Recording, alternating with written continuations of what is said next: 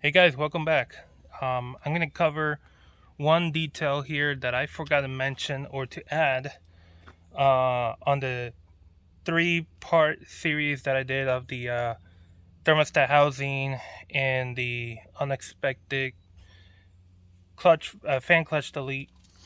So when you are putting up the wires, I forgot to mention about the relay, how to set it up. The relay on the fan clutch relay, which I have mentioned is 50B on the I forgot what's this called on this right here. So it's 50B. That's the one that you need to pull out and fix the wires in through the connectors where the pins on the relay go into. So this is not the actual relay that I have in mind. Let me switch it out. So the relay in my Explorer right now is this relay right here. This is 50B and this is 50A. So 50B is the fan clutch relay.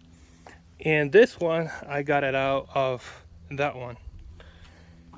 There's only a minor difference here between this one and the one over there. And the difference is very, very minor. You see how this one has 5 pins? 5 pins. The one on my car only has 4. So the pin right here in the middle, you see where it's got 3 side by side? Well, the one in the middle is the one that I don't have over there in the one that I have. So this one, the way I had it on the old one and on this one also is that you see I have a red and a yellow wire right here. Let me show you. You see how they are connected? Okay, so the red one in my case is the green wire right there on the entire relay harness. I mean the wiring harness that I got with the thermostat. And then this yellow wire is the one that runs to the actual thermostat itself all the way down here. So let me show you here. So this goes mounted like this, which makes it that the yellow wire will be going to this first the first tooth right here on the relay, and that red wire is going to go to the secondary one, which is in the middle of the relay. So that's basically how you do it. I mean, you strip out just long enough cord of it, and you just stick it down the connector where this relay is going to click in or pinch in. You do that with the red and the yellow wire. In my case, it's red, but if yours is long enough, yours will be that green wire right there. So let's just say you don't add this red wire, so yours will be only the green and the yellow. So again, the yellow is going to go to the first tooth right here, and the green is going to go to the secondary tooth. So you're only going to use the first two right here. The ones in the back, you leave them alone. Simple as that. Now that we covered that, let me cover this. We don't need the. Okay, voila.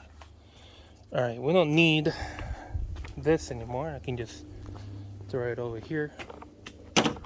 Okay, now one other thing I want to cover, and that is this right here. So this is the old one. This is the one I had bought for like over $100 in AutoZone, and they don't sell this one anymore. I wonder why. They don't sell this one. This is a Motorrad. I think I said it on the very first video of the series. It's still leaking, as you can see. So Motorrad right there. Okay, so this one, obviously it was leaking because, as you can see, it's got rust in it, right? Rust right here, and rust on the other hole right in the middle. So till today, I still don't know how it was leaking, but it was leaking somehow. Definitely not from the hose, because let me show you the one that I have already installed. Let me push this out. So there it is. Not one single drop of coolant anywhere. And at the back, it is bone dry everywhere around here, which means this is working like it should, like a dream. All right, now let me drop this tripod all the way to the ground. Okay.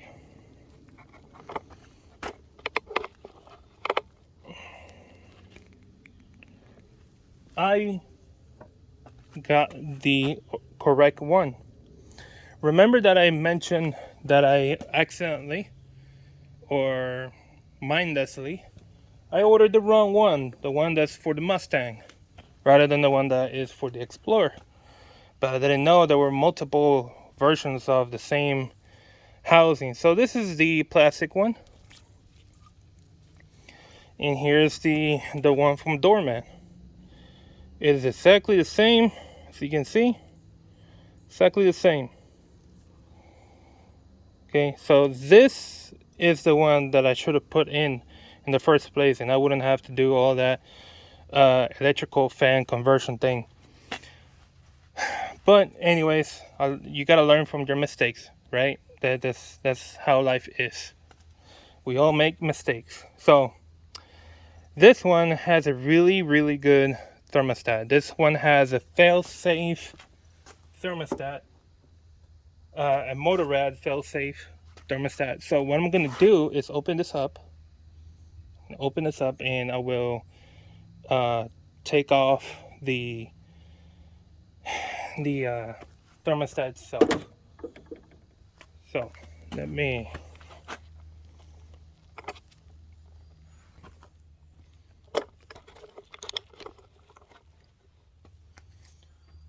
All right. So. Oh. That's it. It was the Titan. So let's take.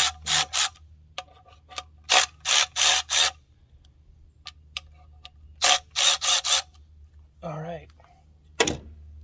So let's take a look here. That thermostat should be just fine.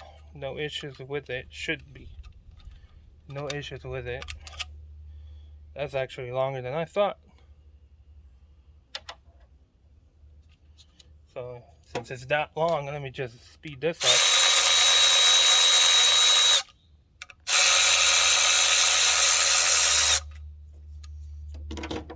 Because I definitely thought that we're going to be shorter than that. I was wrong. So here we go. I say here we go. There we go. Okay. So plastic. All of it plastic. Not how it should be. Let's see, can we pull this thermostat out of here?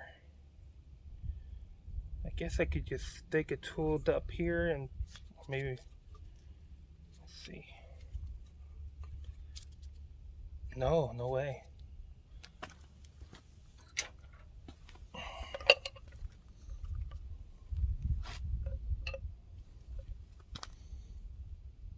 No, that thermostat, it's like glued to this thing. I mean, it's not. I don't think that's gonna come out. I don't think so.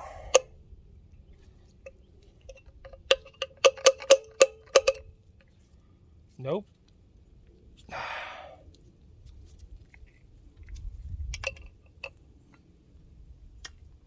Yeah, I don't think it wants to come out.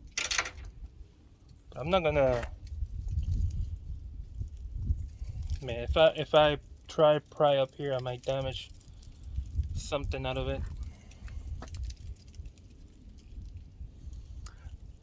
I'm not giving up. Give me a second.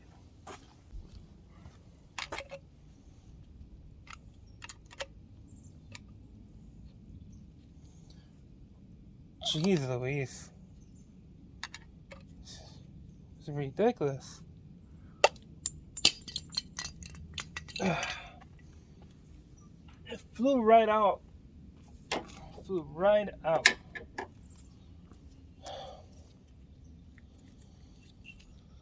Okay, so there we are. I don't think it falling on the ground would hurt it.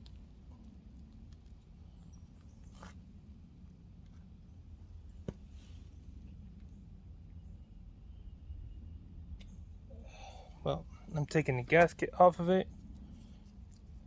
This gasket's been there for about a year. So this is the thermostat I was talking about. It doesn't say it's a Motorrad, but it says it opens up at 192 degrees Fahrenheit. But normally when you buy a failsafe, it actually sells it somewhere. Unless they lied to me and they just put failsafe thermostat in the description, even though it's probably not one of those. It doesn't say failsafe anywhere. As you can see, nothing about failsafe thermostat.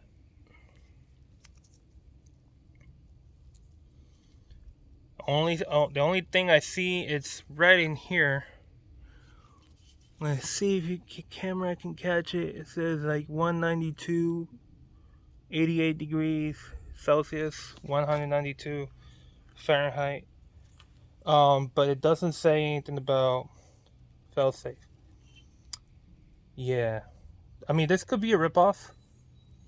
I'm not sure, but normally one of those thermostats actually says that it is a failsafe somewhere on it, but that one doesn't say anything. So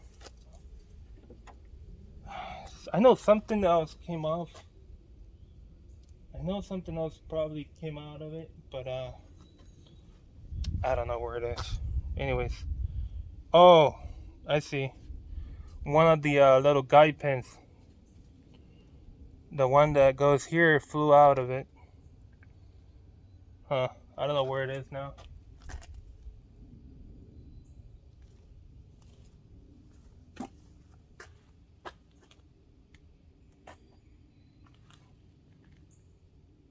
Well, the point about that is that I'm going to put this all together, like how it goes.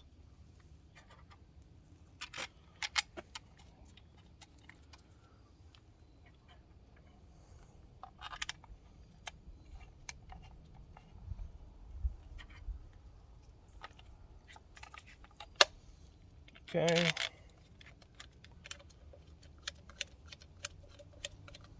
And we're going to tighten it up again.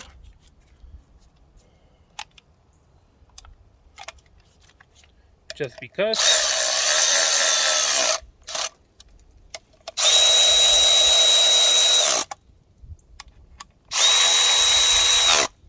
Okay. There we go. Since nobody should ever use these again, well, who needs it, right? Who needs it? Now, back to the new one. This is the one that you should get if you got a Ford Explorer 2002 through 2010. Part number is nowhere to be found on this thing. Oh, here it is. Here it is. Hopefully you guys can see it. 902-1999. So it's the same thing. Honestly, it is the same thing as the one I have already installed in mine. Everything is the same. The sensor location is the same. The pipe here, same place. Gasket, the mounting holes are all the same. This is the same. The only thing that's different is this top part right here. So this top part, what I'm going to do, instead of taking off everything, because that will make no sense, right? I mean, think about it. All you got to replace is this, not the whole thing. Because otherwise I would have to remove the hose that goes here, the sensor here, the 3 bolts, and this one here. I don't want to do that. I already have everything else bolted down. The only thing I need to replace is the top. So all I'm going to do is these 3 bolts here. Those 3 bolts, I'm going to take them off, and I'm going to take this part, take it out of there, and do the same thing on the other one. Obviously, we got to drain the coolant again. That's the downside. We got to drain the coolant to do this part. But, I mean, safety first, right? And, I mean, the car is running great. It's running phenomenal. Phenomenal. But, I don't feel...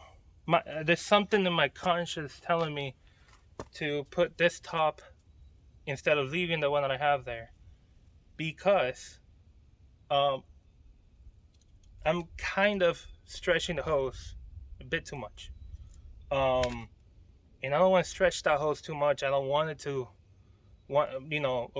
whatever moment, if I'm driving for too long, who knows, it could decide that, pop, because pressure is high whenever you run at the correct temperature. And if you're stretching the hose, that pressure and the stretch that it's having, it could eventually give away, So I want to avoid that. I want to avoid having that problem in the future.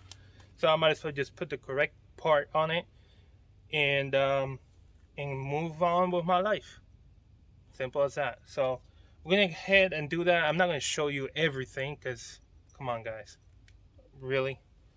I'm not going to show you draining the coolant. I'm not going to show you taking off the upper radiator hose, because you guys already know how to do that stuff. So I'm just going to show you exactly when I'm taking these 3 bolts here off, taking this part off, doing the same thing over there, and making the switch, and basically returning this.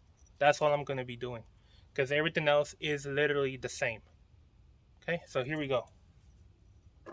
Let's get down to business. Okay, so I already drained it out and still made some bit of mess, but I didn't take a shower this time. So let me show you here. Already got this one and this one over here. No, wait. Yeah, I got these 2 already kind of loosened out. I'm not turning, but I know it's already loosened out.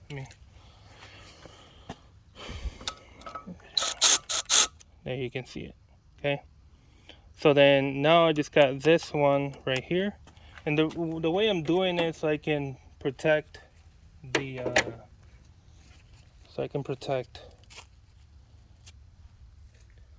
bolt itself, because it is brand new. So what I'm doing is, you might call it overkill, but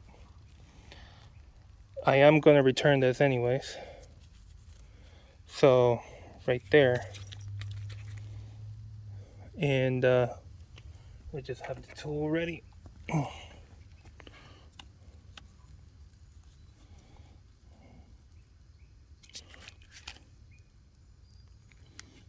Yeah, just push it in and then hold on tight, and there, it's loose. Okay, so I'm gonna start taking them off by hand, and I'm gonna have these to stay with this assembly, and then the ones on the other assembly are the ones I'm gonna reuse. Simple as that, guys. Simple as that. So let me put these over here where I won't lose them.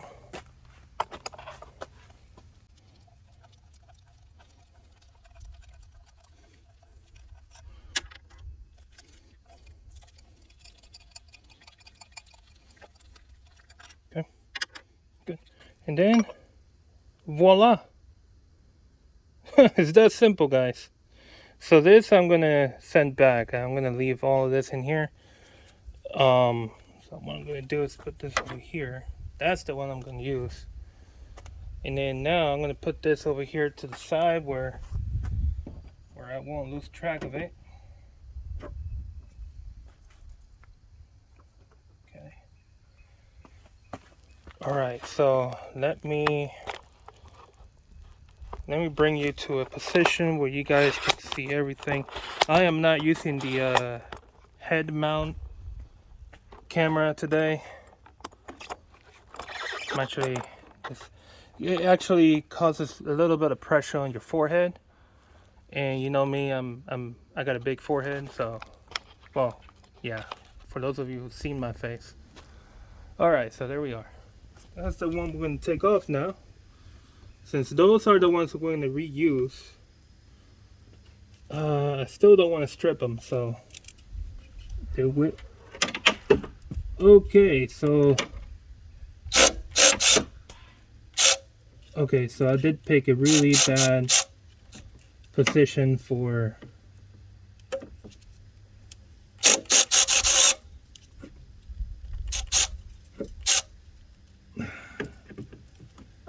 this. Oh, all three of them fell. Okay, I should have known that was a bad spot. Let me. Oh, those three little bolts just fell straight to the ground. I'm gonna put them right here where I should have put them in the first place. Okay, back to this one. Only one left. Essentially, as I see it being hot, actually lets go easier.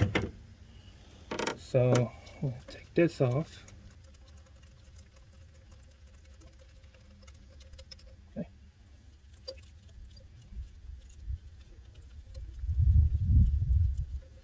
Okay. And then we can take this part off. All right.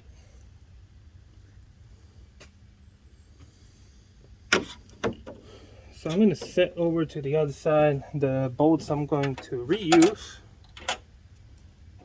Okay. So essentially what I'm going to do is just clean this part off. I'm going to clean this off. Okay. I'm going to have it really nice and clean, and then I'll bolt it together with the part that I'm sending back. Focus. There we go. Okay, so how do I know this will work? Because, let me show you guys.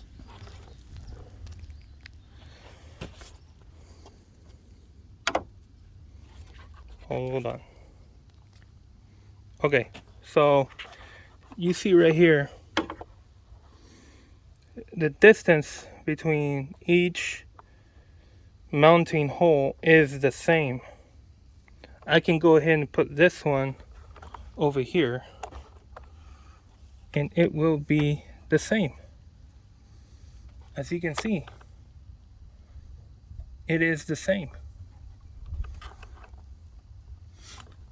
I'll show you. I'll put it right there. Okay. I'll put the bolts back in.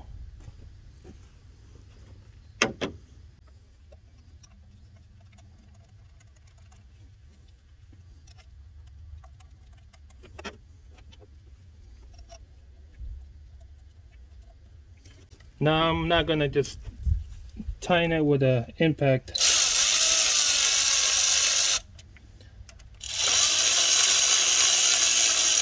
I'm actually gonna torque him. Okay. Okay. All right, guys. There it is. It's in place. It's that simple. Okay.